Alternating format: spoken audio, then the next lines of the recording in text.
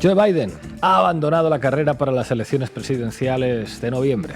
En un movimiento casi sin precedentes en la historia de la política estadounidense, el presidente en curso ha declinado buscar la reelección tras su primer mandato. Por si el vacío de representatividad no fuera magno por sí mismo, tras la decisión del entorno de Biden, la cuestión se torna doblemente crítica para el Partido Demócrata por el timing. Las primarias de los demócratas ya han terminado y, siguiendo la tradición, no se le hizo una interna al presidente, por lo que no hay otra figura con legitimidad interna suficiente para afrontar la nominación.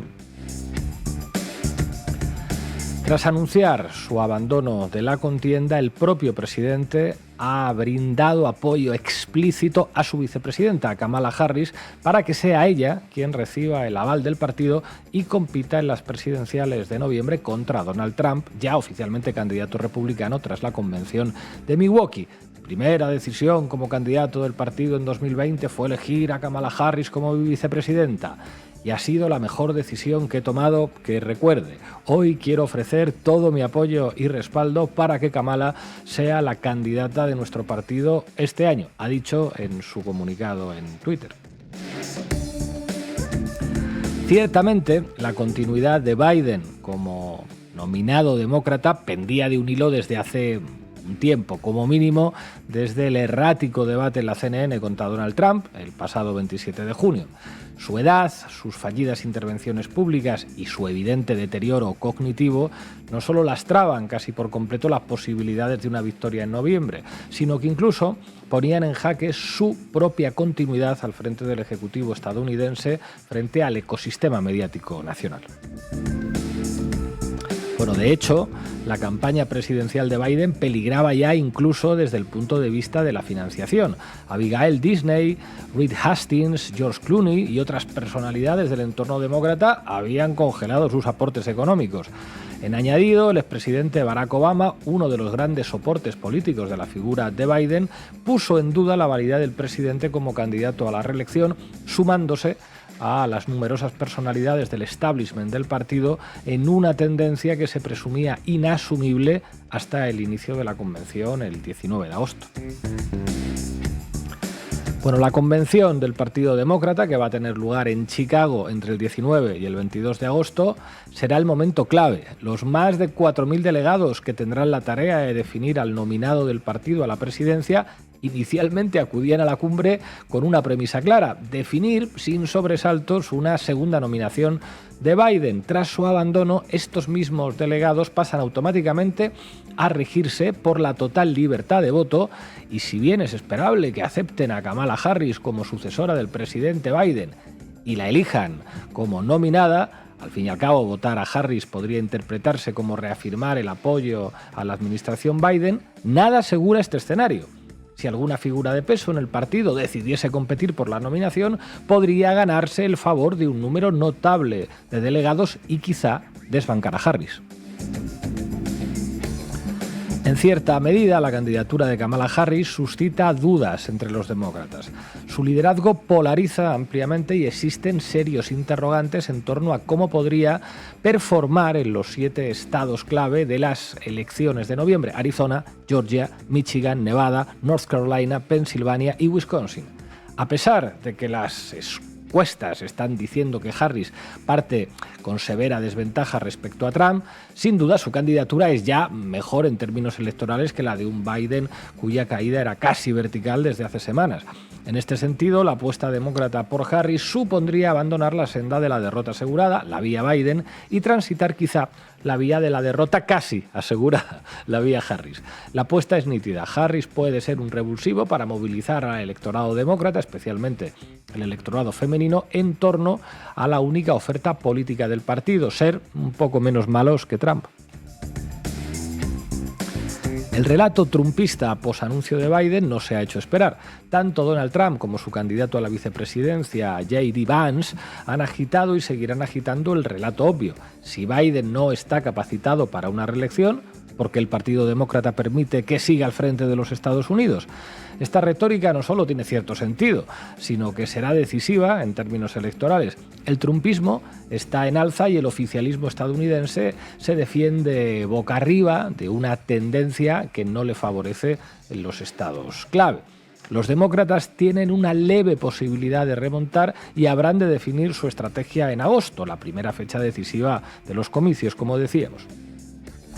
Bueno, esto escribía Eduardo García anoche en Diario Red, justo tras conocerse el anuncio de Biden de que renunciaba. Hoy vamos a contar con él en una base en la que vamos a analizar las implicaciones de la marcha de Joe Biden. Bienvenidas y bienvenidos. Bueno, hoy contamos con Eduardo García, que ayer, justo después de conocerse la noticia, le pedimos que hiciera un artículo, hizo una pieza excelente. Muchísimas gracias por atender a la base y a Canal Red una vez más. ¿Qué tal, Pablo? ¿Cómo estáis? Buenas tardes, como siempre. Bueno, como explicaba Manu Levin, parece claro que una parte muy importante del poder mediático, digamos, cercano a los demócratas en los Estados Unidos apoyan a Kamala Harris, pero te quería preguntar, ¿quiénes más tienen posibilidades de suceder a Biden en la candidatura? Bueno, nombres hay unos cuantos, es decir, contenders que puedan aspirar a tener posibilidades de terminar siendo candidatos del Partido Demócrata en las elecciones, hay bastantes. El tema es si alguno se va a animar en un contexto tan hostil a dar un paso al frente.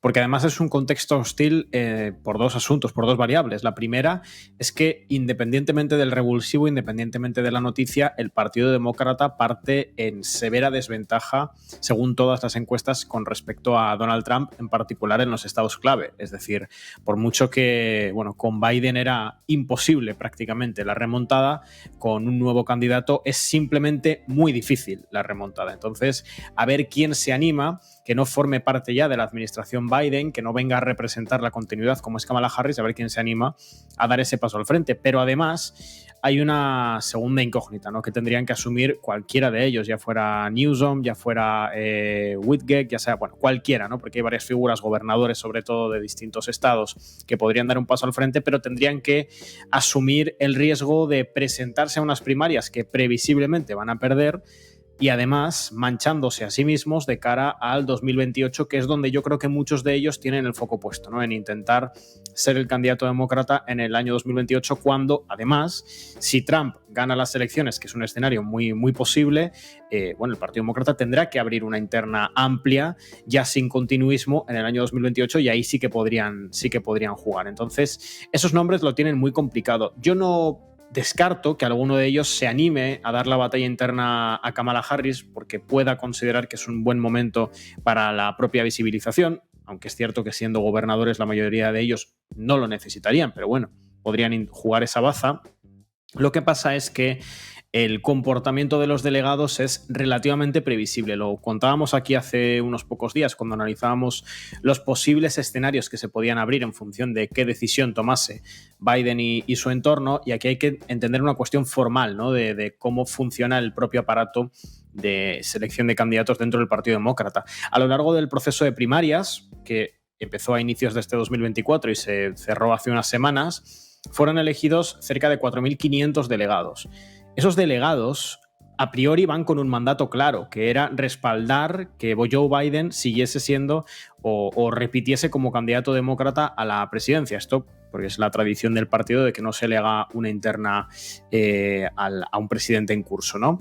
Esos mismos delegados que fueron electos como delegados para la convención demócrata del 19 al 22 de agosto, que lo fueron con un mandato de apoyar a Joe Biden, la decisión lógica que van a tomar ahora, si bien es cierto que tienen libertad de voto porque su candidato se ha bajado, pero la decisión lógica que tienen es, bueno, se baja Joe Biden, pero se presenta su vicepresidenta. Entonces, si nosotros a priori hemos sido electos para apoyar la continuidad del modelo de la administración Biden, aunque no se presente la figura central de esa administración, que era el presidente, vamos a dar el apoyo conjunto para que su vicepresidenta, que representa la continuidad del gobierno actual, pueda ser la candidata.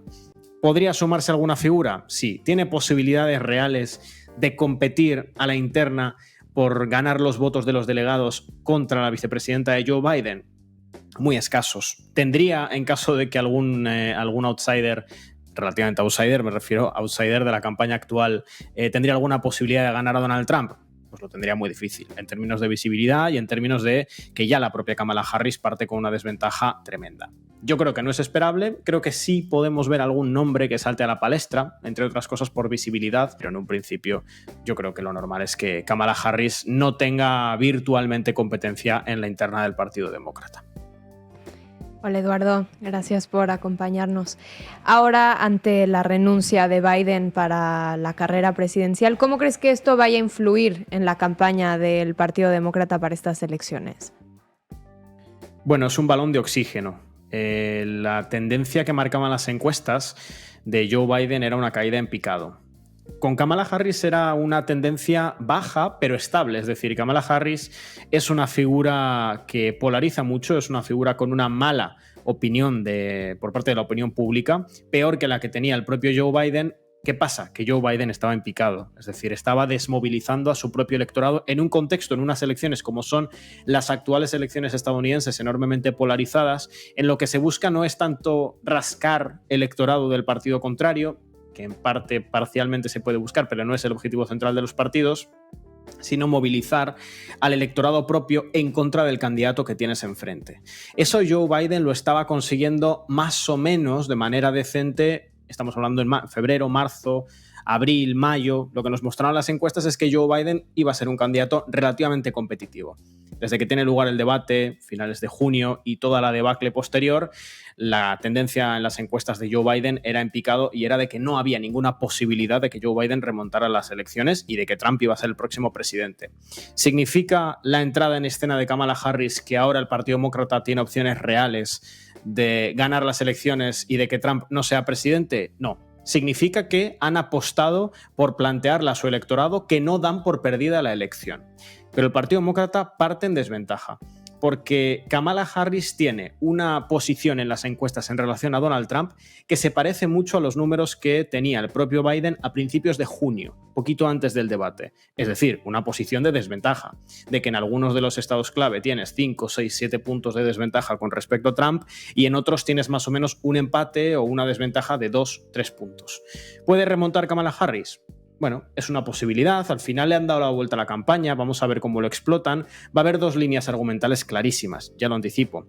Por parte de los demócratas hacia los republicanos es que se han girado todas las tornas. Ahora Trump es el candidato más anciano de la historia de las elecciones en Estados Unidos y pueden jugar con eso, además con una candidata que para los estándares de la política estadounidense es marcadamente joven y evidentemente mucho más ágil, ¿no?, por edad en los debates y en las discusiones públicas. ¿Cuál va a ser el relato? En cierta medida, hasta tiene sentido, por parte del Partido Republicano. Bueno, si habéis aceptado que Joe Biden no está capacitado para ser candidato a una reelección, ¿por qué le permitís que siga siendo presidente hasta enero?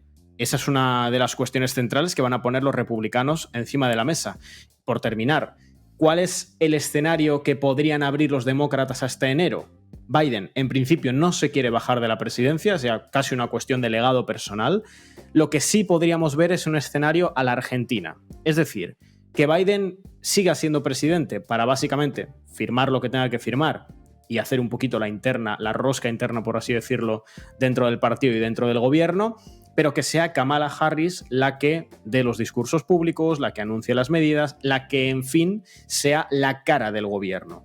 Un escenario parecido a lo que vimos en el último año del gobierno de Alberto Fernández en Argentina. Os acordaréis que formalmente el presidente era Alberto Fernández, pero la cara del gobierno era Sergio Massa porque iba a ser el candidato. Bueno, pues yo no descartaría que el Partido Demócrata apueste por eso, por darle en términos comunicativos las riendas de la presidencia a Kamala Harris y buscar una remontada que ayer era básicamente imposible y hoy es solamente muy difícil. ¿Qué tal, Edu? ¿Cómo estás? No le salió del todo bien a Massa, ¿no?, aquella estrategia. Bueno, no solo por eso, evidentemente, se explica el resultado, ¿no? Bueno, te quería preguntar por cuál crees que va a ser el papel de los poderes mediáticos. Antes, esta mañana, leíamos un hilo que ha hecho Espinosa de los Monteros, interesante, la verdad, sobre las diferentes posibilidades que él ve para quién pudiera ser el candidato o candidata demócrata y los distintos apoyos que tendría de la prensa y de los medios de comunicación. Te quería preguntar, bueno, ¿cómo crees que se va a expresar la guerra mediática en los Estados Unidos de cara a estas elecciones? Pues fantásticamente bien para Kamala Harris por parte del establishment mediático demócrata, porque ella era la candidata que los medios de comunicación afines al Partido Demócrata querían desde hace meses. No por nada, no porque crean que tiene amplias posibilidades electorales, sino más que nada porque saben que es una de las figuras dentro del partido que ya tiene un bagaje previo, que ya ha representado, ya ha formado parte de una administración particularmente favorable para los intereses de los conglomerados mediáticos en Estados Unidos, como ha sido la administración Biden, y evidentemente van a jugar en su favor. Al final, Kamala Harris tiene unas ciertas posibilidades electorales, tiene más posibilidades electorales que otros potenciales candidatos, y además, detalle muy importante, Kamala Harris, como ya iba a estar en el boleto, en la boleta presidencial de Joe Biden, tiene acceso a la financiación electoral que el propio Joe Biden iba a tener para su campaña, que eso es algo que el resto de candidatos no iban a tener, iban a tener que conseguir, si es que alguno de ellos termina siendo electo o nominado como candidato demócrata, una financiación a pasos acelerados. Kamala Harris es, digamos, la candidata de la seguridad, la candidata del continuismo, la candidata del establishment demócrata por antonomasia, por lo que representa ella como figura y como perfil político, por lo que ha representado como vicepresidenta y por los resortes que es capaz de mover en la interna del Partido Demócrata.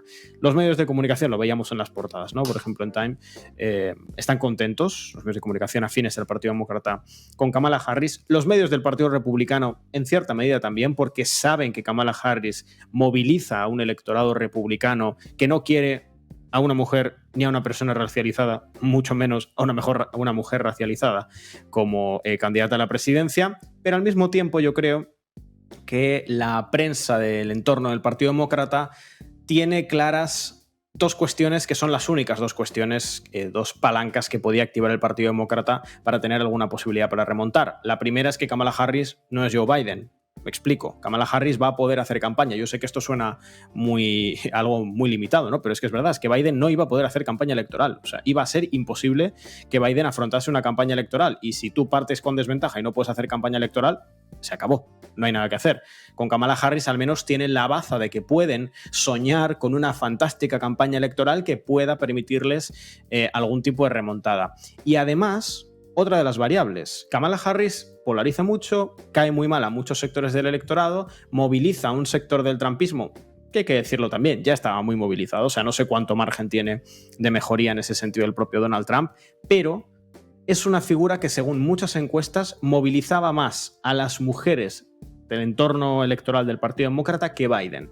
Entonces, esa puede ser una de las claves. Puede dar ahí con una tecla que consiga revertir algunos resultados, sobre todo en esos estados clave que todavía, según las encuestas, Trump no ha consolidado. Vamos a ver, la prensa se va a volcar con Kamala Harris, la prensa demócrata. En ese sentido va a haber cierre de filas, es lo más esperable. Incluso aunque terminase habiendo un candidato alternativo, yo creo que vamos a ver cierre de filas. Es lo que tienen que hacer, de hecho, todo el entramado de celebrities, de medios de comunicación, del empresariado, del entorno del Partido Demócrata, y yo creo que es lo que vamos a ver. Eduardo García, muchísimas gracias por atender a la base. Hasta pronto. Gracias a vosotros, como siempre.